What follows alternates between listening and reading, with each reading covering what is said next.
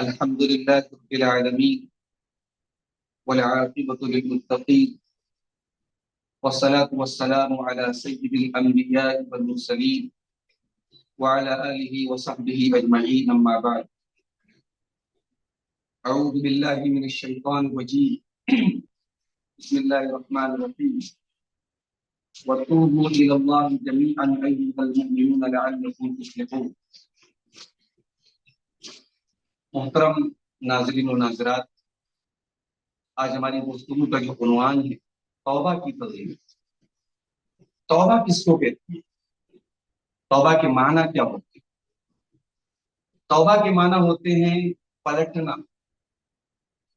انسانی زندگی میں چونکہ انسان فطری طور پہ کمزور ہے اور بہت سارے ایسے موقع آتے ہیں جب انسان اپنے نفس کا غلام بن جاتا ہے، اپنے نفس کا اسیر بن جاتا ہے. تو جب شیطان کے بہکاوے میں آ کر اپنے نفس کے تقاضوں سے مغلوب ہو کر جب انسان جادہ حق سے ہٹ جائے، صراط مستقیم سے ہٹ جائے، اور اس کے بعد وہ دوبارہ اس راستے پر واپس آنے کا ارادہ کرے، تو اسی عزم اور ارادے کو توبہ کہتے ہیں. توبہ اللہ تعالیٰ کو انتہائی محبوب چیز ہے. قرآن حکیم میں اور اللہ کے رسول کی احادیث میں یہ بات کئی موقعوں پر آئی ہے کہ اللہ تعالیٰ کو توبہ بہت پسند ہے. سورہ بقرہ کی آیت نمبر 222 میں اللہ تعالیٰ نے فرمایا ان اللہ یحب التوابین و یحب المتطہرین. اللہ تعالیٰ بہت زیادہ توبہ کرنے والوں کو اور بہت پاک صاف رہنے والوں کو اللہ تعالیٰ پسند کرتا ہے، ان سے محبت کرتا ہے.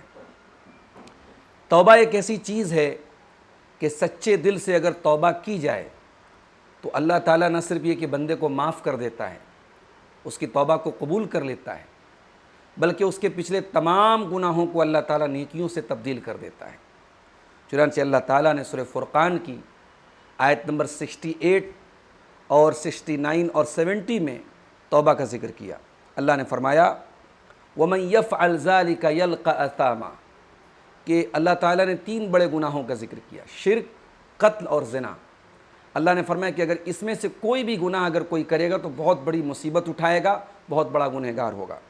إِلَّا مَن تَابَ وَآمَنَ وَمَن يَفْعَلْ ذَلِكَ يَلْقَ أَثَامًا يُضَاعَفْ لَهُ الْعَذَابُ يَوْمَ الْقِيَامَةِ وَيَخْلُدْ فِيهِ مُهَانًا.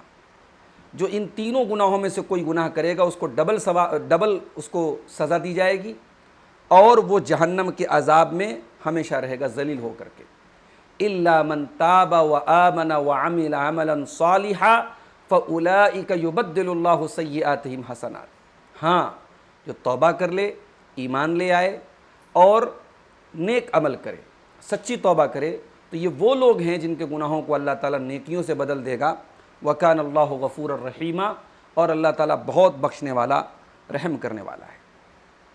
محترم ناظرین، توبہ ایک ایسی چیز ہے جو اللہ تعالیٰ کی رحمتوں کا دروازہ کھولتی ہے اور انسان کی طاقت اور قوت میں اضافہ کرتی ہے.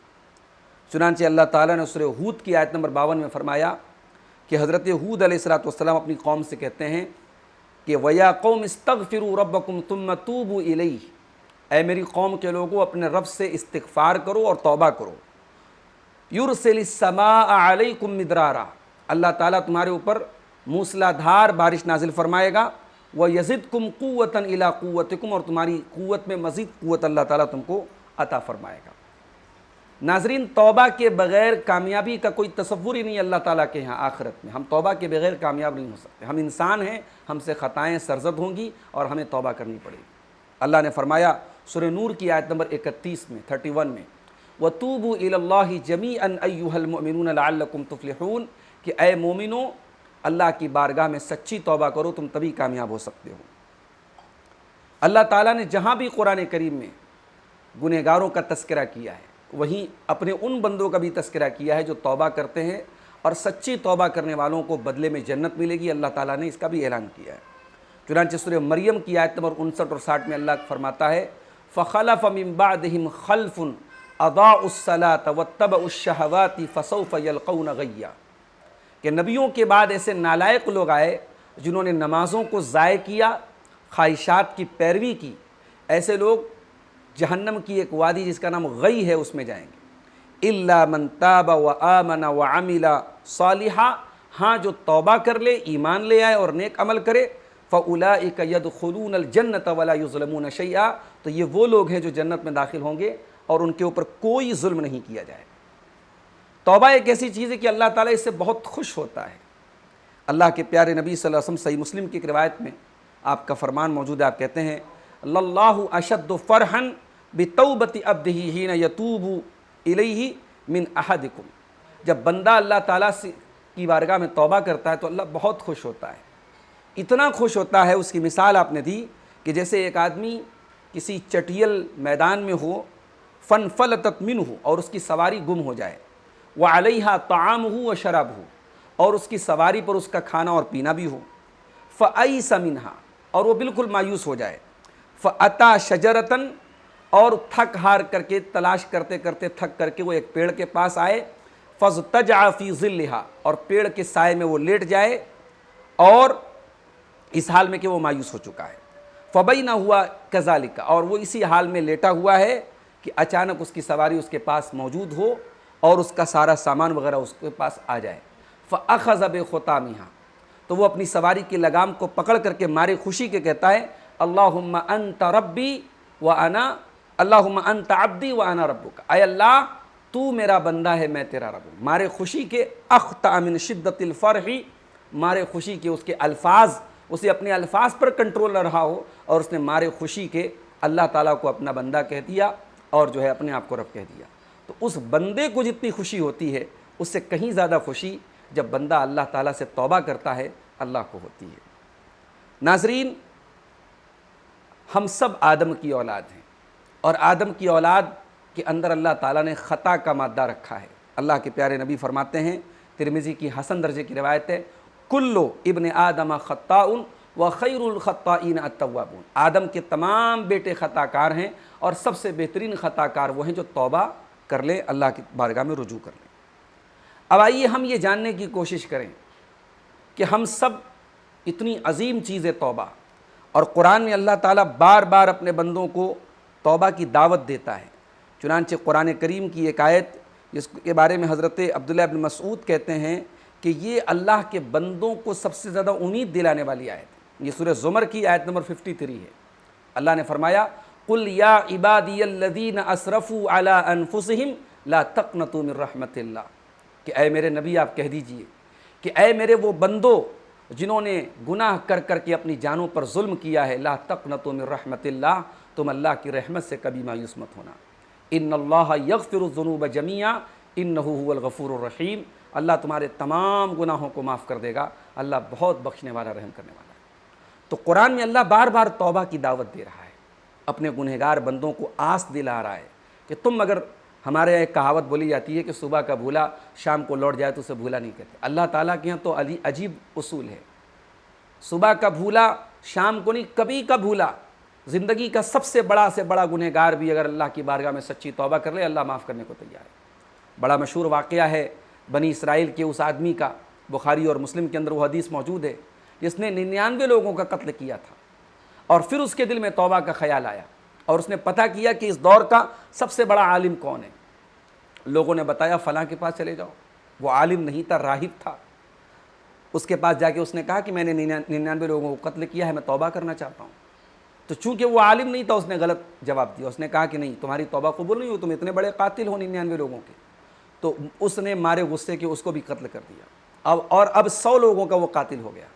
اور پھر اس کے دل میں توبہ کا خیال آیا، اور پھر اس نے پتہ کیا کہ اس دور کا سب سے بڑا عالم کون ہے، تو جو صحیح معنوں میں عالم تھا اس کی طرف اس کی رہنمائی کی گئی، اور جب اس کے پاس عالم کے پاس پہنچا اور عالم سے جا کے کہا کہ میں نے 100 لوگوں کو قتل کیا ہے، میں توبہ کرنا چاہتا ہوں، تو عالم نے اب جو جواب دیا وہ بالکل صحیح جواب دیا۔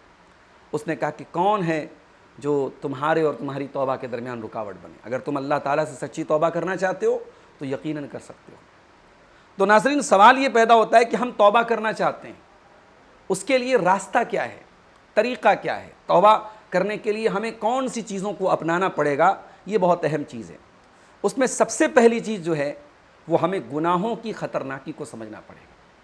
اگر ہم گناہوں کو معمولی سمجھتے کہ صاحب کوئی حرج کی بات نہیں ہے، گناہ ہو رہے ہیں، خطا ہو رہی ہے، نہیں، آپ یہ کبھی نہ سوچیں کہ یہ گناہ معمولی ہے، اللہ کے پیارے رسول صلی اللہ علیہ وسلم فرماتے ہیں ایاکم و محقرات الذنوب، ان گناہوں سے بچو جن کو حقیر سمجھا جاتا ہے، اس لیے کہ یہ گناہ جن کو حقیر سمجھا جاتا ہے یہ اکٹھا ہو کر کے انسان کو ہلاک کر دیتے ہیں۔ تو کبھی بھی کسی گناہ کو حقیر مت سمجھیے، یہ توبہ کا پہلا اسٹیپ ہے۔ اور دوسرا کام کیا کرنا ہے؟ ہمیں اخلاص پیدا کرنا ہے۔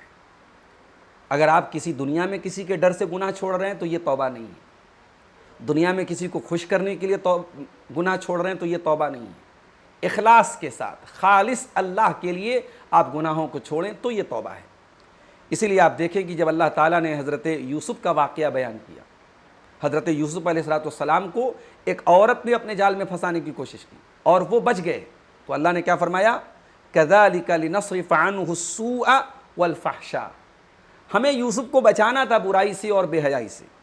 إِنَّهُ مِنْ عِبَادِنَا الْمُخْلَصِينَ، یوسف ہمارے ان بندوں میں سے تھے جن کو اخلاص کی نعمت دی گئی۔ تو یہ بہت بڑی چیز ہے کہ ہمارے اندر اخلاص ہو، ہم توبہ کریں خالص اللہ کے لیے۔ اس کے بعد تیسری چیز کیا ہے؟ ہمیں اپنے نفس سے مجاہدہ کرنا پڑے گا، نفس سے لڑنا پڑے گا۔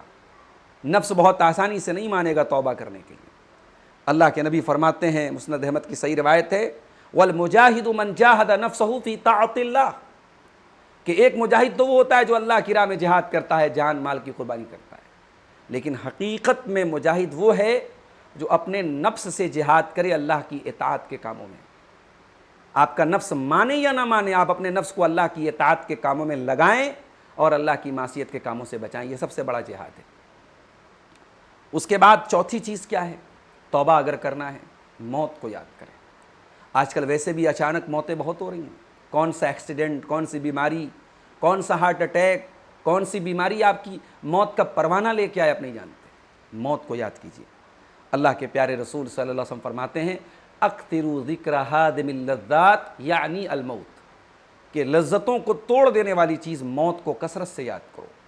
آپ نے اسی لیے قبرستان جانے کا حکم دیا کہ قبرستان جایا کرو، وہاں جانے سے موت یاد آتی ہے۔ پانچویں چیز، اگر توبہ کرنا ہے اللہ کا خوف اور اللہ کی خشیت ہمارے دل میں ہونی چاہیے۔ جب تک اللہ کا ڈر نہیں ہوگا توبہ کا خیال دل میں نہیں آئے گا۔ اسی لیے اللہ تعالیٰ قرآن کریم میں اپنے نیک بندوں کا تذکرہ کرتا ہے، سورہ مومنون میں فرماتا ہے ان الذین هم من خشیت ربهم مشفقون والذین هم بآیات ربهم یؤمنون، بے شک میرے وہ بندے جو اپنے رب سے ڈرا کرتے ہیں اور جو اپنے رب کی آیتوں کے اوپر ایمان رکھا کرتے ہیں، والذین هم بربهم لا یشرکون، اور جو اپنے رب کے ساتھ شرک نہیں کرتے ہیں، والذین یؤتون ما آتوا وقلوبهم وجلۃ انہم الی ربهم راجعون، اور جو اللہ کی راہ میں خرچ کرتے ہیں لیکن ان کی اس حال میں خرچ کرتے ہیں کہ ان کے دلوں میں ڈر ہوتا ہے اس بات کا کہ ان کو اللہ کی طرف پلٹ کر کے جانا ہے۔ اولئک یسارعون فی الخیرات وہم لہا سابقون، اللہ کی راہ میں خوب خرچ کرتے ہیں، نیکیوں میں بڑھ چڑھ کر کے حصہ لیتے ہیں، لیکن پھر بھی ان کے دلوں میں اللہ کا ڈر ہوتا ہے۔ تو نیکیوں میں بڑھ چڑھ کر کے حصہ لینا اور گناہوں سے توبہ کرنا، یہ پیدا ہو ہی نہیں سکتا یہ جذبہ جب تک ہمارے دل میں اللہ کا خوف نہ ہو۔ چھٹی چیز کیا ہے؟ اللہ کے خوف کے ساتھ ساتھ اللہ کی رحمت کی امید بھی ہو۔ انسان اللہ کے خوف سے اتنا نہ ڈر جائے کہ اللہ کی رحمت سے مایوس ہو جائے۔ اللہ تعالیٰ نے بار بار قرآن کریم میں اپنی رحمت کی امید دلائی ہے۔ قل یا عبادی الذین اسرفوا علی انفسہم لا تقنطوا من رحمت اللہ، اے میرے وہ بندو جنہوں نے گناہ کر کر کے اپنی جانوں پر ظلم کیا ہے، اللہ کی رحمت سے مایوس نہ ہونا۔ مایوسی سے اللہ نے منع کیا ہے، تو ہمیں اللہ کی رحمت کی امید بھی رکھنا ہے۔ اس کے بعد ساتویں چیز یہ ہے، دنیا کی نعمتیں جب آپ کو غلط ٹریک پہ لے کے جائیں، ڈسٹریکٹ کر دیں آپ کو اللہ تعالیٰ کے راستے سے، تو دنیا کی ان نعمتوں کے مقابلے میں تصور کیجئے کہ آخرت کی نعمتیں کیسی ہوں گی۔ دنیا کی نعمتیں آخرت کی نعمتوں کے معاملے میں مقابلے میں کچھ بھی نہیں، کوڑا ہے یہ۔ دنیا میں آج آدمی زمین جائیداد کے لیے مرتا ہے، عورت کے لیے مرتا ہے، دولت کے لیے مرتا ہے، جنت کے مقابلے میں اس کی کیا حیثیت ہے؟ اللہ کے پیارے نبی فرماتے ہیں کہ لَمَوْضِعُ صَوْتٍ فِي الْجَنَّةِ خَيْرٌ مِّنَ الدُّنْيَا وَمَا فِيهَا، جنت میں ایک کوڑا رکھنے کی جگہ، ایک کوڑا کتنا بڑا ہوتا ہے؟ 1 اسکوائر فٹ، 2 اسکوائر فٹ، جنت کا 2 اسکوائر فٹ کا ایریا دنیا کی تمام نعمتوں سے بہتر ہے۔ اللہ کے نبی جنت کی عورت کے بارے میں کہتے ہیں لو ان امرأۃ من اہل الجنت اطلعت الی الارض، اگر جنتی عورت زمین کی طرف جھانک لے لملأت ما بینہما ریحا، اس کی خوشبو سے زمین و آسمان کے درمیان کا جو گیپ ہے وہ بھر جائے گا، اور اس جنتی عورت کے سر کا جو دوپٹہ ہے وہ دنیا کی تمام نعمتوں سے بہتر ہے۔ تو جنت کی نعمتوں کو یاد کریں میرے بھائیوں۔ اور 8ویں چیز یہ ہے، توبہ کرنا چاہتے ہیں فرائض کی پابندی کریں۔ توبہ کا مطلب یہ ہے کہ آپ اللہ سے قریب ہونا چاہتے ہیں، اور اللہ سے قریب ہونا ہے تو پہلے فرائض کی پابندی کرنی پڑے۔ ہماری زندگی میں فرائض نہ ہو، فرض نماز نہ ہو، فرض روزہ نہ ہو، فرض زکوٰۃ نہ ہو، ہم توبہ کرتے رہے، کیا مطلب ہے؟ کوئی مطلب نہیں۔ بندہ سب سے پہلے جو پہلا اسٹیپ ہے اللہ سے قریب ہونے کا وہ فرائض ہیں۔ اس لیے وہ حدیث قدسی یاد کیجیے، اللہ کے نبی فرماتے ہیں، بخاری کی روایت ہے کہ اللہ تعالیٰ خود کہتا ہے کہ وما تقرب الی عبدی، میرا بندہ سب سے زیادہ میرے پاس جو قریب آتا ہے وہ فرائض کے ذریعے آتا ہے۔ وما یزال عبدی یتقرب الی بالنوافل، اور فرائض کے بعد پھر بندہ نوافل کا اہتمام کرتا ہے، اور جب نوافل کا اہتمام کرتا ہے تو پھر وہ میرا محبوب بن جاتا ہے۔ تو پہلی چیز فرائض ہے، اور فرائض کے بعد پھر نوافل کا اہتمام کیجیے۔ اس کے بعد اگلی جو چیز ہے، توبہ کرنا چاہتے ہیں تو کثرت سے قرآن کی تلاوت کریں، اللہ کا ذکر کریں۔ والذین اذا فعلوا فاحشۃ او ظلموا انفسهم ذکروا اللہ، سورہ آل عمران کی آیت نمبر 135 میں اللہ نے فرمایا کہ میرے متقی بندے وہ ہیں جب ان سے کوئی گناہ سرزد ہو جائے، کوئی گناہ کا کام ہو جائے تو وہ اللہ کو یاد کرتے ہیں، واستغفروا فاستغفروا لذنوبہم، اور اپنے گناہوں کی معافی مانگتے ہیں۔ ومن یغفر الذنوب الا اللہ، اور کون ہے جو اللہ کے سوا ان کے گناہوں کو معاف کر سکے۔ ولم یصروا علی ما فعلوا وهم یعلمون، اور وہ جان بوجھ کر کے کبھی بھی اپنے گناہوں پر ڈٹے نہیں رہتے ہیں۔ 11ویں چیز یہ ہے میرے بھائیوں، توبہ اگر کرنا چاہتے ہیں تو آپ سچی توبہ کرنے والے اللہ کے نیک بندوں کے واقعات پڑھیں۔ صحابہ کرام میں بہت سارے ایسے واقعات آپ کو ملیں گے جو پہلے غلط راستے پہ تھے، انہوں نے پھر توبہ کر کے اسلام کا راستہ اپنایا۔ تابعین کے دور میں دیکھیے، فضیل ابن عیاض کا واقعہ پڑھیے جو بہت بڑا ڈاکو تھا اور اپنے دور کا بہت بڑا عابد اور زاہد انسان بن جاتا ہے۔ تو ان لوگوں کے جب حالات آپ پڑھیں گے، ان کی سیرت پڑھیں گے تو آپ کے اندر توبہ کا جذبہ پیدا ہوگا۔ اسی طریقے سے 12ویں چیز یہ ہے، اگر توبہ کرنا ہے تو نیک لوگوں کی صحبت اختیار کریں۔ صحبت صالح کنت صالح ترا، صحبت طالح کنت طالح ترا۔ انسان کی زندگی پر اس کی کمپنی کا، اس کی صحبت کا، اس کے سنگ ساتھ کا بڑا اثر ہوتا ہے۔ اسی لیے اللہ کے پیارے نبی فرماتے ہیں المرء علی دین خلیلہ، انسان اپنے دوستوں کے دین پر ہوتا ہے۔ فلینظر احدکم من یخالل، انسان دیکھ لے کہ وہ کسے دوستی کر رہا ہے۔ بری دوستی، بری سنگت قیامت کے دن پچھتانے پر مجبور کر دے گی۔ یوم یعض الظالم علی یدیہ یقول یا لیتنی اتخذت مع الرسول سبیلا، ظالم اپنے ہاتھوں کو کاٹ کے کہے گا کہ اے کاش میں نے رسول کا راستہ اپنایا ہوتا۔ یا ویلتا لیتنی لم اتخذ فلانا خلیلا، ہائے میری بربادی، اے کاش میں نے فلاں کو اپنا دوست نہ بنایا ہوتا۔ لقد اضلنی عن الذکر بعد اذ جاءنی، اس نے اللہ کے ذکر کے آ جانے کے بعد مجھے اللہ کے ذکر سے غافل کر دیا۔ تو غلط صحبت انسان کو برباد کرتی ہے۔ اور اس کے بعد 13ویں چیز یہ ہے، توبہ اگر کرنا ہے اللہ کی بارگاہ میں دعائیں کریں، اللہ کے سامنے گر گڑائیں، اللہ کے سامنے اپنے گناہوں کا اقرار کریں۔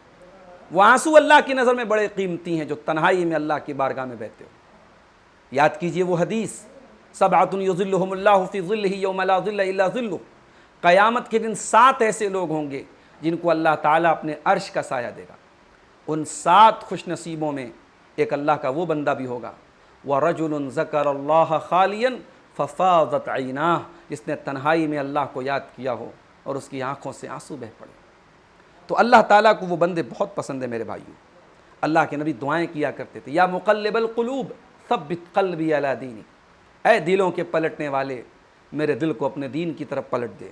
یا مصرف القلوب صرف قلوبنا علی طاعتک، اے دلوں کے پھیرنے والے ہمارے دلوں کو اپنی اطاعت کے کاموں کی طرف پھیر دے۔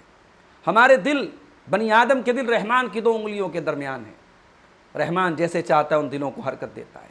اس لیے بہت سارے لوگ اس بات کی گارنٹی نہ لیں کہ اپنے ایمان پر وہ ثابت قدم رہیں گے، مرنے کے پہلے لوگ مرتد ہو جاتے ہیں، خاتمہ نہیں نصیب ہوتا ایمان پر۔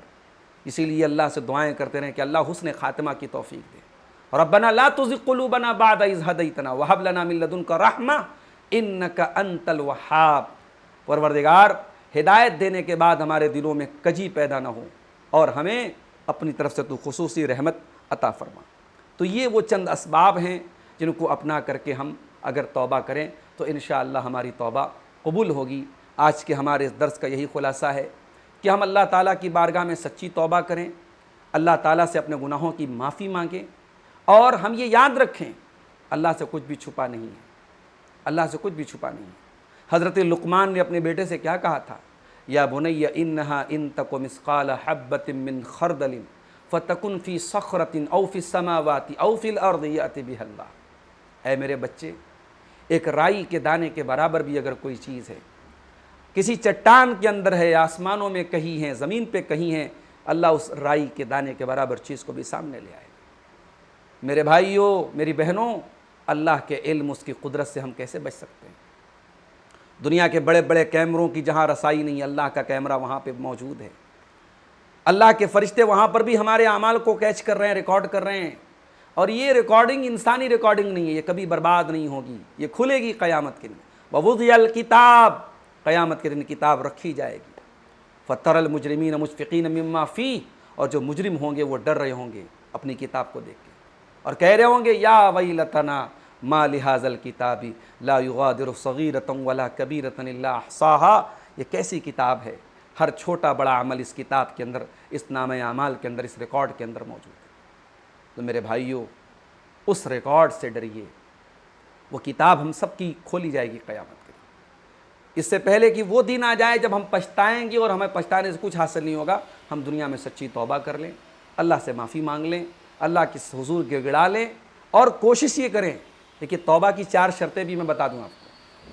توبہ صرف زبان سے یہ کہہ دینا کہ صاحب میں توبہ کرتا ہوں، یہ تو توبہ نہیں ہے۔ توبہ کی 4 شرطیں یاد کر لیجیے۔ توبہ کی پہلی شرط، اپنے گناہوں پہ انسان شرمندہ ہو۔ دوسری شرط، آئندہ وہ گناہ نہ کرنے کا پکا ارادہ کرے۔ تیسری شرط، گناہ کو فوراً چھوڑ دے۔ اور چوتھی شرط، اگر گناہ کا تعلق حقوق العباد سے ہے تو بندوں کا وہ حق ادا کر دے۔ یہ 4 شرطیں جب تک پوری نہیں ہوں گی، توبہ کمپلیٹ نہیں ہو سکتی۔ تو ان 4 شرطوں کے ساتھ توبہ کریں، اور توبہ کے راستے میں جو چیزیں مدد کر سکتی ہیں ہماری، وہ میں نے آپ کے سامنے بیان کی ہیں۔ دعا ہے اللہ تعالیٰ سے، اللہ تعالیٰ ہم سب کو سچی توبہ کی توفیق عطا فرمائے۔ اللہ تعالیٰ ہمیں اپنی زندگی کو نیک اعمال سے آباد کرنے کی توفیق دے۔ اللہ ہمارے سیئات کو معاف فرمائے، ہمارے حسنات کو قبول فرمائے۔ ابھی حال ہی میں ایک بہت بڑے سلفی عالم شیخ ربیع بن ہادی مدخلی کا انتقال ہوا۔ تقریباً ان کی عمر جو ہے 1933 میں ان کی پیدائش ہوئی تھی، یعنی لگ بھگ جو ہے وہ 90 سال کے قریب کے تھے، اور بہت بڑے عالم تھے۔ بنارس میں ہمارے مادر علمی جامعہ سلفیہ بنارس میں بھی انہوں نے 2 سال تدریسی فرائض انجام دیے تھے، اور اہل بدعت کے لیے، اور خاص طور سے ان لوگوں کے لیے جو منہج سلف کے خلاف کام کرتے تھے، شیخ ربیع بن ہادی ایک ننگی تلوار کی طرح کام کرتے تھے۔ ان کی کئی کتابیں ردود پر ہیں۔ وہ کوئی بھی بدعتی نظریے اور آئیڈیالوجی کا رد کرنے کے لیے جانے جاتے تھے۔ لوگ کہتے ہیں کہ بڑے متشدد تھے، لیکن وہ تشدد نہیں تھا، وہ ان کے اندر ایک منہجی اور دینی غیرت تھی۔ تو ہمیں شیخ ربیع بن ہادی مدخلی جیسے علماء کی امت کو ضرورت ہے، ان کے نقش قدم پہ چلنے کی ضرورت ہے، دین کی اور منہج کی اور کتاب و سنت کی غیرت کو اپنے اندر پیدا کرنے کی ضرورت ہے۔ اللہ تعالیٰ سے دعا ہے رب العالمین علماء امت کی حفاظت فرما، اور جو علماء کتاب و سنت کے سچے خادم ہیں ان کی ہمیں ان کا ساتھ دینے کی، ان کا سپورٹ کرنے کی، ان کے مشن میں ان کا ساتھ دینے کی ہمیں توفیق عطا فرما۔ آمین۔ وآخر دعوانا ان الحمد للہ رب العالمین، والسلام علیکم ورحمۃ اللہ وبرکاتہ۔ وعلیکم السلام۔ السلام ورحمۃ اللہ۔ شیخ جزاک اللہ خیر۔ الحمدللہ، اللہ تعالیٰ کہنے والے کو اور ہم سب کو سننے والوں کو عمل کی توفیق عطا کرے۔ شیخ، کوئی سوال و جواب کی گنجائش ہے ٹاپک پر؟ سوال و جواب کا آ رہا ہے سیشن؟ جی، اگر آپ کے پاس وقت ہے 10 اگر کوئی سوال ہے تو آپ پڑھ کے سنائیے، میں جواب دیتا ہوں۔ مائک لگا دیجیے، مائک لگا دیجیے۔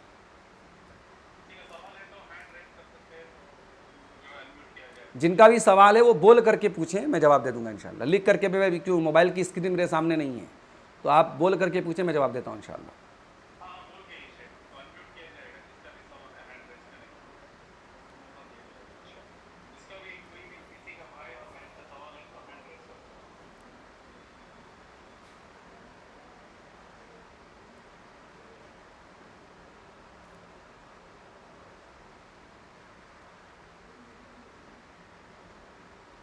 نہیں ہے کوئی سوال؟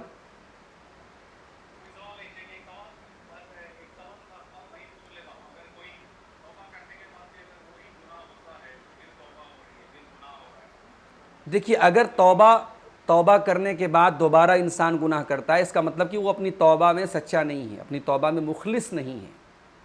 توبہ کے سچے ہونے کی نشانی یہی ہے کہ اب آدمی کا پھر قدم نہ بہکے۔ لیکن بہرحال انسان ہے، اگر کبھی توبہ کرنے کے بعد بھی قدم بہک جائے تو انسان یہ سمجھ لے کہ شیطان بہت حاوی ہو چکا ہے اس کے اوپر، اور پھر وہ آئندہ جو توبہ کرے تو وہ اور پکے ارادے کے ساتھ کرے کہ دوبارہ انسان اس کے قدم کو بہکا نہ سکے۔ جی بہرحال اگر ایک بار توبہ انسان نے کر لیا اور پھر وہ گناہ ہو جاتا ہے تو انسان وہاں سے مایوس نہ ہو جائے کہ اب دوبارہ وہ توبہ نہیں کر سکتا۔ توبہ کا چانس اس وقت تک باقی ہے جب تک انسان کی سانس چل رہی ہے، جب تک ہوش و حواس باقی ہے۔ اسی لیے اللہ تعالیٰ نے توابین کا لفظ استعمال کیا، بار بار توبہ کرتے اللہ کے نیک بنتے۔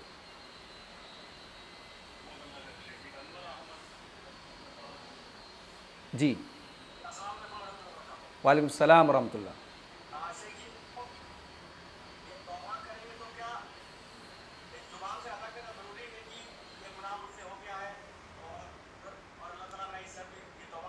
دیکھیے اللہ تعالیٰ تو سب کچھ جانتا ہے ہمارے بارے میں، ہمیں ضروری نہیں کہ اس گناہ کا نام لیں ہم یعنی ایسے طریقے سے بھی اللہ تعالیٰ سے توبہ کر سکتے ہیں جیسے حضرت آدم نے کی تھی، ربنا ظلمنا انفسنا وان لم تغفر لنا وترحمنا لنکونن من الخاسرین، کہ اے پروردگار ہم نے گناہ کر کے اپنی جان پر ظلم کیا ہے اور تو نے نہیں بخشا اور تو نے رحم نہیں کیا تو ہم سے زیادہ خسارہ اٹھانے والا کوئی نہیں ہوگا۔ تو اس گناہ کا اسپیسیفک نام لینا ضروری نہیں ہے، اللہ تعالیٰ سب جانتا ہے، اللہ سے کچھ بھی چھپا نہیں ہے۔ آپ اپنی کیفیت بیان کیجیے، اللہ سے معافی مانگی، بس کافی ہے۔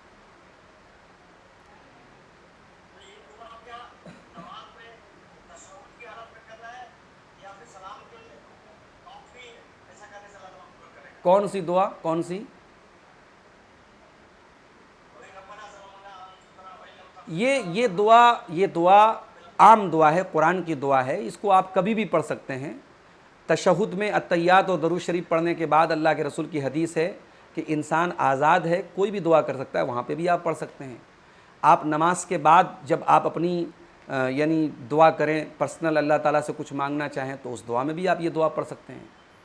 یعنی میں ذاتی طور پہ خود جب بھی دعا کرتا ہوں تو قرآن کریم کی دعاؤں کو سب سے پہلے پڑھتا ہوں، سورہ فاتحہ پڑھنے کے بعد اور درود شریف پڑھنے کے بعد جو قرآن کی دعائیں ہیں، ربنا آتنا فی الدنیا ہے، ربنا ظلمنا انفسنا ہے، لا الہ الا انت سبحانک ہے، رب ارحمہما کما ربیانی صغیرہ ہے، تو ایک ترتیب سے پہلے میں یہ میرا اپنا ذاتی عمل میں بتا رہا ہوں کہ قرآن کریم کی جو دعائیں مجھے یاد ہے پہلے میں ان کو پڑھتا ہوں، پھر پیارے رسول صلی اللہ علیہ وسلم کی جو دعائیں یاد ہیں میں ان کو پڑھتا ہوں، پھر اپنی زبان میں جو مانگنا ہوتا ہے مانگتا ہوں۔ تو آپ بھی اس پر عمل کر سکتے ہیں انشاءاللہ، کوئی حرج کی بات نہیں ہے۔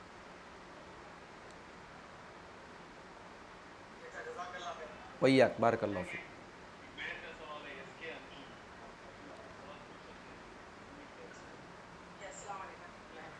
وعلیکم السلام۔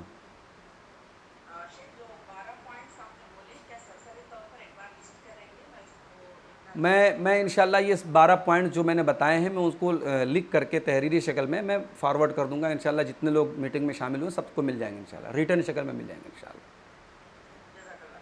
ویاک بارک اللہ۔ جی جی جی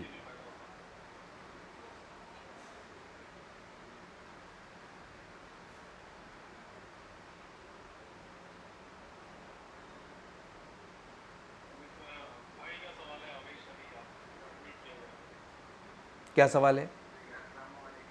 وعلیکم السلام۔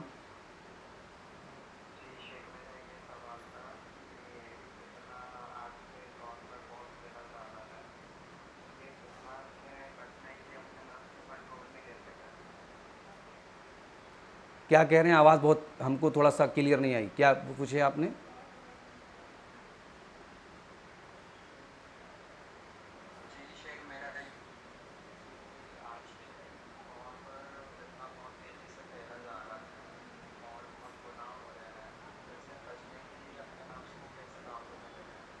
گناہوں سے بچنے کے لیے کیا کرنا چاہیے آپ کو، یہ پوچھ رہے ہیں نا آپ؟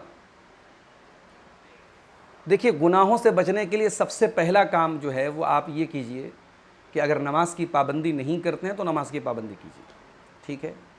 اس لیے کہ قرآن خود کہتا ہے ان الصلاۃ تنہی عن الفحشاء والمنکر، نماز خود بہت ساری برائیوں سے ہمیں روکتی ہے۔ دوسرا کام یہ ہے کہ آپ اپنے آپ کو بزی رکھیے اچھے کاموں میں. انسان کے بہت سارے گناہوں کی وجہ اس کا فری ہونا ہے.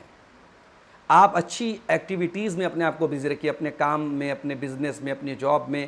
شادی شدہ ہیں تو اپنے بیوی بچوں میں، اچھی ایکٹیویٹیز میں اپنے آپ کو بزی رکھیے. اگر یہ سارے کام بھی آپ کے پاس نہیں ہیں تو آج الحمدللہ علماء کے بیانات ہیں، قرآن کریم کی تلاوتیں ہیں، کچھ مفید قسم کے دینی کورسز ہیں، ان کو جوائن کر لیجیے آپ، ان کو سنیے آپ. قرآن خود ایک ایسی چیز ہے، اللہ تعالیٰ کہتا ہے کہ اگر اس کو کسی پہاڑ پہ بھی ہم اتار دیتے، لو انزلنا هذا القرآن على جبل لرأيته خاشعا متصدعا، تو پہاڑ بھی اللہ کے خوف سے ریزہ ریزہ ہو جاتا. تو ہمارا دل تو بہرحال دل ہے، تو اس لیے دل کو سافٹ کرنا ہے، گناہوں سے بچانا ہے، تو قرآن سے بھی اپنا تعلق جوڑ لیجئے. اچھے لوگوں کی صحبت جیسا کہ میں نے کہا اپنائیے، تو انشاءاللہ دھیرے دھیرے آپ گناہوں سے بچیں گے.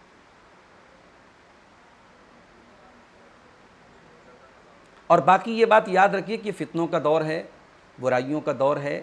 چیلنج تو ہے، بہت بڑا چیلنج ہے، اور اپنے آپ کو برائیوں سے بچانا اور پھر توبہ کرنا یہ آسان کام نہیں ہے. ان النفس لامارۃ بالسوء، انسان کا نفس جو ہے وہ برائی پر ہی ابھارتا ہے اور برائی کو آسان کرتا ہے، مزین کرتا ہے.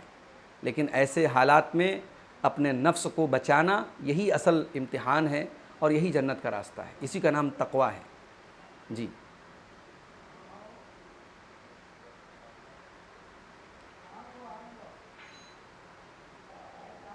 ٹھیک ہے، وہی اچھی بات ہے، اچھی بات ہے. انشاءاللہ. جزاکم اللہ خیر. السلام علیکم ورحمۃ اللہ.